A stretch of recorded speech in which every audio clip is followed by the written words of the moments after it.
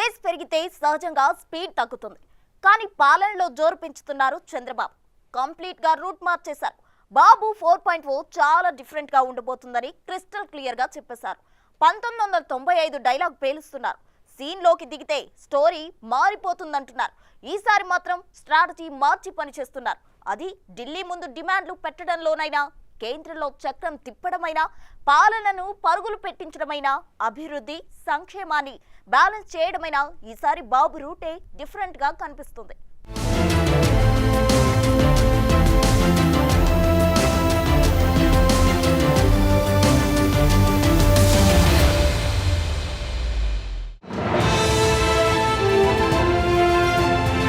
Gear మార్చి speed పెంచిన చంద్రబాబు 4.0 హయాంలో కనిపిస్తున్న మార్పు. సరికొత్త దిశలో అడుగులు.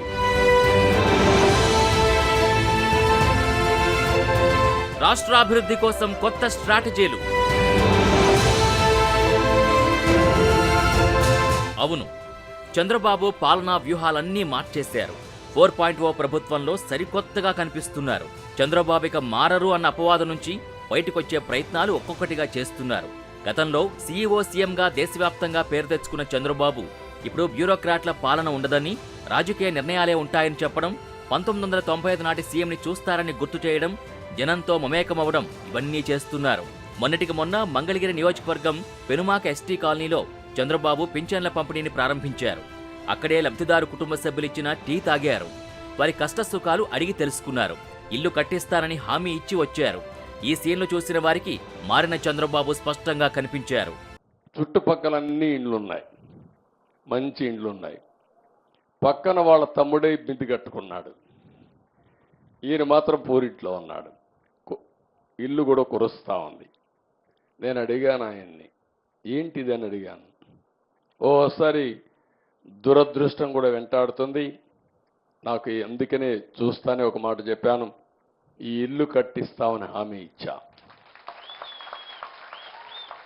పాపం ఇల్లు కట్టుకునే 1,80,000 రూపాయలు ఇస్తానంటే, ఇల్లు కట్టుకునేది కూడా నాకు చేత కాదు, మీరే కట్టించండి అని అంటే నేను చెప్పాను, 3 ఎకరాల 8 సెంట్లు ఏదో భూమి ఉంది, ఇమ్మీడియట్గా ప్రారంభించి ఇల్లు కూడా కట్టిస్తానని స్పష్టమైన హామీ ఇచ్చా. ఇల్లు కట్టించే బాధ్యత తీసుకుంటాం. అధికారులు తమ మైండ్ సెట్ మార్చుకోవాలంటూ స్వీట్ వార్నింగ్ ఇవ్వడం ద్వారా ఏపీ సీఎం చంద్రబాబు పాత పాత్రలోకి కొత్తగా వచ్చారు. కొన్ని విషయాల్లో కొత్త చంద్రబాబుని చూస్తారని చెప్పిన సీఎం మరికొన్ని విషయాల్లో మాత్రం పాత చంద్రబాబుని చూస్తారంటూ ఆఫీసర్లకు, ప్రజాప్రతినిధులకు పరోక్షంగా తానేం చేస్తానో సిగ్నల్స్ ఇచ్చేశారు. పెన్షన్ల పంపిణీ కార్యక్రమంలో లోకేష్, చంద్రబాబు మధ్య జరిగిన ఆసక్తికర సంభాషణ చాలా కొత్త విషయాల్ని వెలుగులోకి తెచ్చింది. రివర్స్ గేర్లో వెళ్తున్న వాళ్ళని పాజిటివ్గా తీసుకొస్తానని, మాట వినకపోతే పనిష్మెంట్ తప్పదని నవ్వుతూనే హెచ్చరించారు. షాక్ ట్రీట్మెంట్ ఇచ్చేందుకు సిద్ధంగా ఉన్నామని, మీరు 1995 నాటి చంద్రబాబుని చూస్తారని, నాడు హైదరాబాద్లో బయలుదేరుతున్నానంటే రాష్ట్రమంతా రెడ్ అలర్ట్ ఉండేదని గుర్తు చేశారు. ఇప్పుడు అంతలా ఉండదు, కానీ తప్పు చేస్తే వదిలిపెట్టనని మంత్రులు, ఎమ్మెల్యేలు, అధికారులు అందరూ గుర్తుపెట్టుకోవాలన్నారు సీఎం చంద్రబాబు. కొత్త శకానికి, కొత్త కల్చర్కి అందరూ అలవాటు కావాల్సిందే. ఇంకా టైం ఉండదు. ఏది కూడా రివర్స్ గేర్ నుంచి రివర్స్ పోయే బండిని పాజిటివ్గా నడిపిస్తున్నాం. ఇంకా స్పీడ్ పెంచడం తప్ప ఎనిక్కిపోయే సమస్య ఎవరికి ఉండకూడదు, ఆలోచన రాకూడదు. లేకపోతే ఒక షాక్ ట్రీట్మెంట్ ఇస్తే అందరూ సెట్ అయిపోతారు, ఇన్క్లూడింగ్ ఎవరైనా సరే. నేను సిద్ధంగా ఉన్న షాక్ ట్రీట్మెంట్ ఇవ్వడానికి. పాపం ఇంకా కొంచెం ఇది ఉంది కాబట్టి స్లోగా పోతున్నా. ఇప్పుడు స్పీడ్ పెంచాలి ఇంకా, అంతే. నేను అందుకే చెప్పా 95 ముఖ్యమంత్రిని చూస్తారని. 4.0 95 అది గుర్తుపెట్టుకోవాలి. 95లో ఒకసారి మీరు చరిత్ర గుర్తుపెట్టుకోవాలి. అప్పుడు నువ్వు కూడా కుర్రాడివి, నీకు కూడా ఐడియా లేదు. అప్పుడు నా చరిత్ర గుర్తుపెట్టుకుంటే, హైదరాబాద్లో బయలుదేరుతున్నానంటే రాష్ట్రం మొత్తం రెడ్ అలర్ట్ ఉండేది. అంత భయంకరంగా చేయను కానీ తప్పు చేస్తే మాత్రం ఎవరిని వదిలిపెట్టను. అటు అసాంఘిక శక్తులకి స్ట్రాంగ్ వార్నింగ్ ఇచ్చారు సీఎం చంద్రబాబు నాయుడు. ఎవరైనా అత్యాచారానికి పాల్పడితే అదే వాళ్ళకి ఆఖరి రోజు అంటూ గట్టిగానే హెచ్చరించారు. ఎవరైనా సరే ఆడబిడ్డల జోలుకొచ్చి మదాంధకారంతో గాని ఇచ్చలవిడిగా ప్రవర్తిస్తే ఎవరిని వదిలిపెట్టను. ఎవడైనా అత్యాచారం చేస్తే మాత్రం అదే వాళ్ళకు లాస్ట్ డే అవుతుంది, గుర్తుపెట్టుకోమని మరొక్కసారి హెచ్చరిస్తున్నా. గవర్నమెంట్ అంటే తమాషా ఆడద్దండి. ఏదో గవర్నమెంట్ అంటే బెదిరిస్తే బెదురుతుందని కాదు.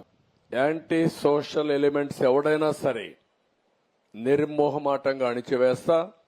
మర్యాదగా ఇంతవరకు చెప్పా.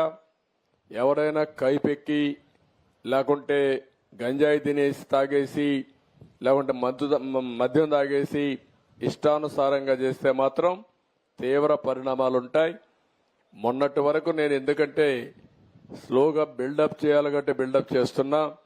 కానీ ఈ రోజు చెప్తున్నా, ఒక ఆడబిడ్డ నా దగ్గరకు వచ్చి నాకు అన్యాయం జరిగిందంటే మాత్రం ఎవడిని వదిలిపెట్టనని మరొకసారి హెచ్చరిస్తున్నా.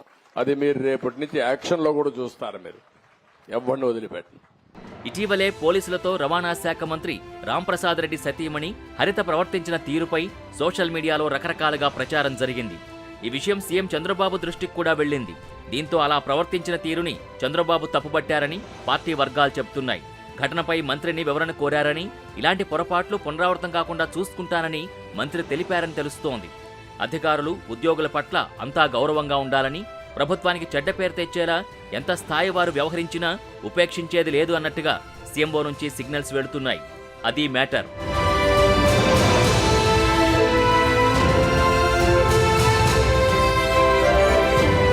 గత నెలలో ఎంపీలతో జరిగిన సమావేశంలో చంద్రబాబు ఆసక్తికర వ్యాఖ్యలు చేశారు. ఇక నుంచి మీరు మారిన చంద్రబాబుని చూస్తారని అన్నారు. బ్యూరోక్రాట్ల పాలన ఇక ఎంత మాత్రం ఉండదని చెప్పుకొచ్చారు. చంద్రబాబు మారరు అని అపవాదు తనపై ఉందని, ఇకపై అలా ఉండదని అన్నారు. మీరే ప్రత్యక్షంగా చూస్తారని, ఎంపీలందరూ తరచూ వచ్చి కలవాలని అన్నారు. బిజీగా ఉన్నా కూడా మాట్లాడతానని చెప్పారంటే 4.0 ఎలా టర్న్ చేశారో అర్థం చేసుకోవచ్చు. ఇక నుంచి ప్రతి అంశం తానే వింటానని, తానే చూస్తానని అన్నారు. ఇక ముందు రాజకీయ పరిపాలన ఉంటుందని, అందరూ కలిసి పనిచేయాలని అన్నారు.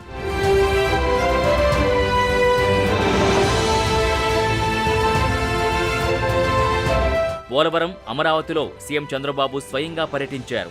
అక్కడి వాస్తవ పరిస్థితిని తెలుసుకున్నారు. వైట్ పేపర్స్ రిలీజ్ చేయించారు. పోలవరంలో అంతర్జాతీయ నిపుణుల్ని రంగంలోకి దింపారు. ఎంత బిజీగా ఉన్నా మొదటగా తనని గెలిపించిన కుప్పం నియోజకవర్గానికి వెళ్లి 2 రోజులు అక్కడే పర్యటించి వచ్చారు.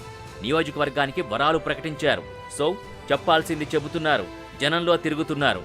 కార్యకర్తల కష్టానికి పూర్తి క్రెడిట్ ఇస్తున్నారు. నాటి అధికార పక్షం వేధించినా జై టీడీపీ, జై చంద్రబాబు అన్న నినాదం వదిలిపెట్టలేదని, వారికి అండగా ఉంటామని చెప్పడం ద్వారా భరోసా ఇస్తున్నారు.